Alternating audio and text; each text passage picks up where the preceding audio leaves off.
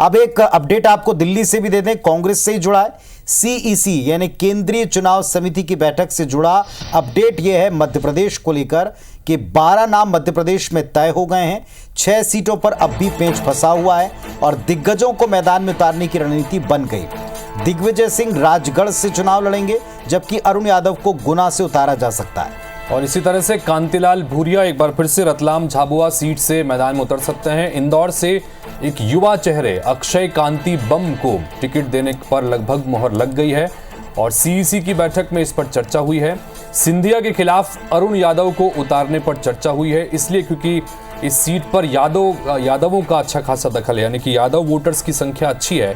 और पिछले लोकसभा चुनाव में भी केपी यादव ने सिंधिया को मात दी थी, लेकिन तब परिस्थितियां अलग थी कि सिंधिया उस वक्त कांग्रेस पार्टी से चुनाव लड़े थे और केपी यादव को बीजेपी ने मैदान में उतारा था। तो कमोबेश इसी तरह की रणनीति के साथ एक बड़े चेहरे को गुना शिवपुरी में उतारने की तैयारी कांग्रेस ने कर ली है। दिग्विजय सिंह एक बार फिर से अपने गृह क्षेत्र राजगढ़ लोकसभा क्षेत्र से चुनाव लड़ते नजर आएंगे, चूंकि ये रणनीति बनाई गई है कि दिग्गजों को मैदान में उतारा जाए। जैसे छत्तीसगढ़ में भूपेश बघेल को मैदान में उतारा गया, उसी तरह से इसी रणनीति पर काम करते हुए कांग्रेस अब मध्य प्रदेश में भी टिकटों पर मंथन कर रही है। लेकिन बड़ी बात यह कि क्या इसमें होती देर पार्टी को नुकसान पहुंचा रही है, क्योंकि एक तरफ प्रदेश में भारतीय जनता पार्टी अपने सभी 29 सीटों के ऊपर उम्मीदवार उतारकर स्टार कैंपेनर के कार्यक्रम तय कर रही है और होली के तुरंत बाद या उसके साथ साथ प्रचार चरम पर जाता भी दिख रहा है। दूसरी तरफ अब तक इंतजार हो रहा है मोहर लगने का, अब तक इंतजार हो रहा है दिग्गजों के हाँ कहकर उनके उतारे जाने का।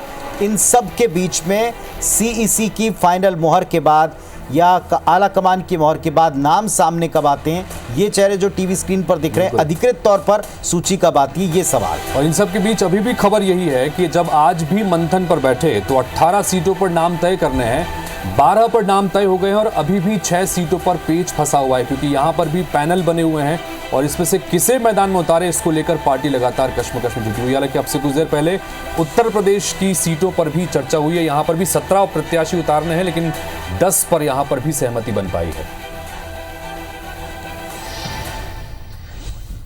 बड़ी बात यह कि फर्स्ट फेज के लिए बीते कल से प्रक्रिया भी शुरू हो गई है और मध्य प्रदेश में फर्स्ट फेज में 6 सीटों पर इलेक्शन फाइट करना है कांग्रेस पार्टी को। तो कांग्रेस की टिकट को लेकर कुछ सियासी प्रतिक्रियाएं भी अब आ रही हैं, वो भी आपको सुनवाते हैं।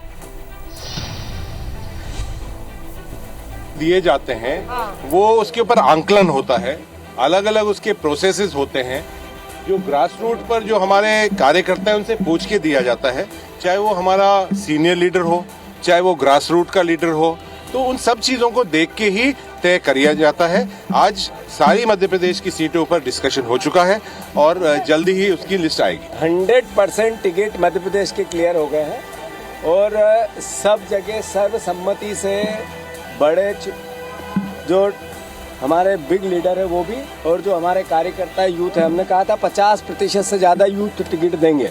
हमने उस भावना का ध्यान रखा और हर जगह सबसे अच्छा कैंडिडेट कैसे हो सर्वसम्मति से पार्टी ने निर्णय लिया है, आज रात को या कल सुबह डिक्लेयर हो जाए। मैंने कहा सब बड़े नेता जो विनिंग पॉसिबिलिटी सबसे ज़्यादा रखते हैं वो सब लड़ रहे हैं। 10 से 15 सीटों पर सहमति बनी है, तो कुछ देर के बाद आपको सूची जारी हो जाएगी, तो कई नाम आपको चुकाने वाला भी पता चलेंगे, ये मैं आपसे कहना चाहता हूँ। तो दरअसल नाम तकरीबन तय हैं, बस केवल सिग्नेचर या मोहर लग के सामने आने बचे हैं। तो अगर ये नाम सामने आते हैं तो आमने सामने की स्थिति क्या बनने वाली है, जरा इसको भी डिटेल में समझने की कोशिश कीजिए कि ये चेहरे कौन से होंगे, जिनके बारे में हितेश अभी आपको बता ही रहे थे। अगर आमने सामने की सीटों में सबसे बड़ा हाई प्रोफाइल मुकाबला जो बनता दिख रहा है वो होगा गुना संसदीय सीट के ऊपर, जहां एक तरफ हैं ज्योतिरादित्य सिंधिया, केंद्रीय मंत्री, पहले कांग्रेस की रीढ़ में से एक नेता, अब उनके सामने पूर्व पीसीसी प्रेसिडेंट अरुण यादव को उतारा जाएगा। ये यहां से सांसद मतलब इस मध्य प्रदेश की कमान भी संभाल चुके हैं, साथ मिलकर काम कर चुके हैं। तो क्या सिंधिया को एक कड़ी टक्कर दे पाएंगे उस इलाके में, जिस इलाके में बहुत से परिवर्तनों की रूपरेखा बनी थी पिछले चुनाव के बाद? वो देखना होगा कि अब की बार जनता का फैसला अगर ये जोड़ी रहती है तो किस तरफ जाता है। बिल्कुल, एक और महत्वपूर्ण सीट है राजगढ़। राजगढ़ पर भी अब आमने सामने की स्थिति बन रही है, चूंकि दिग्विजय सिंह कांग्रेस पार्टी के दिग्गज नेता पूर्व मुख्यमंत्री दिग्विजय सिंह यहां से चुनाव लड़ेंगे और इनके सामने भारतीय जनता पार्टी ने रोडमल नागर को पहले ही सूची में उनका नाम फाइनल सामने आ गया था। तो रोडमल नागर के सामने अब दिग्विजय सिंह की चुनौती होगी। अपना गृह क्षेत्र है, ये लंबा अरसा ऐसा होगा जब अपने गृह क्षेत्र से दिग्विजय सिंह मैदान में उतरेंगे। पिछली बार भोपाल सीट से चुनाव लड़े थे और करीब 5 लाख वोटों से बड़ी हार का सामना उनको करना पड़ा था।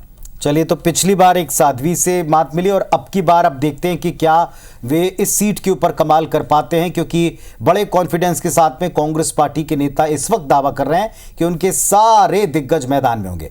इंदौर सीट के ऊपर भारतीय जनता पार्टी ने भी थोड़ा वक्त लिया, लेकिन फाइनली शंकर लालवानी जो मौजूदा सांसद हैं उनको ही उतारा। उनके सामने एक युवा ऊर्जावान नेता अक्षय कांति बम, जो अपने विभिन्न जो उन्होंने पिछले 5 साल 6 साल के दौरान तैयारी की एक क्षेत्र में, उसकी वजह से अक्सर सुर्खियों में रहे। और जो माहौल चला है बीजेपी के पक्ष वाला, इसमें भी कांग्रेस की कार्यक्रमों के जरिए सुर्खियां बटोरी हैं अपने कार्यकर्ताओं के बीच में, उनको उतारा जा सकता है, ये तकरीबन तय दिख रहा है। तो बिल्कुल, और चूंकि इंदौर सीट बड़ी महत्वपूर्ण भी है और भारतीय जनता पार्टी का गढ़ भी है, पिछले 9 लोकसभा चुनाव में यहां पर भारतीय जनता पार्टी अविजित है और ऐसे में यहां से एक युवा चेहरे को कांग्रेस ने उतारा है।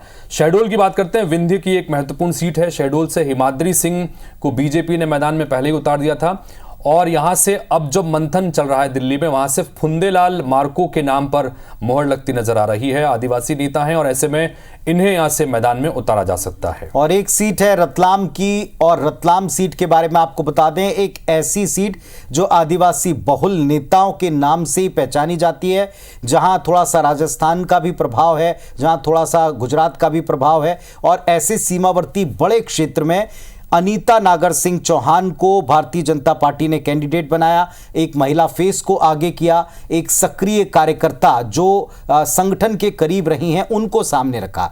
तो दूसरी तरफ भारतीय जनता पार्टी के इस महिला फेस के सामने कांतिलाल भूरिया को चुनाव मैदान में कांग्रेस पार्टी उतारने की तैयारी कर चुकी है। ये पूर्व पीसीसी प्रेसिडेंट रहे हैं, कद्दावर नेता हैं, सबसे बड़े आदिवासी फेस शुमार होते हैं और खुलकर अपनी बात रखते हैं और हर स्तर के ऊपर कांग्रेस और जनता का प्रतिनिधित्व कर चुके हैं। हर तरह के सदन का तजुर्बा इनके पास में है। क्या अब इस वक्त कांग्रेस पार्टी इन्हीं नामों पर मोहर लगा रही है? ये बड़ी बात होगी, देखने वाली बात।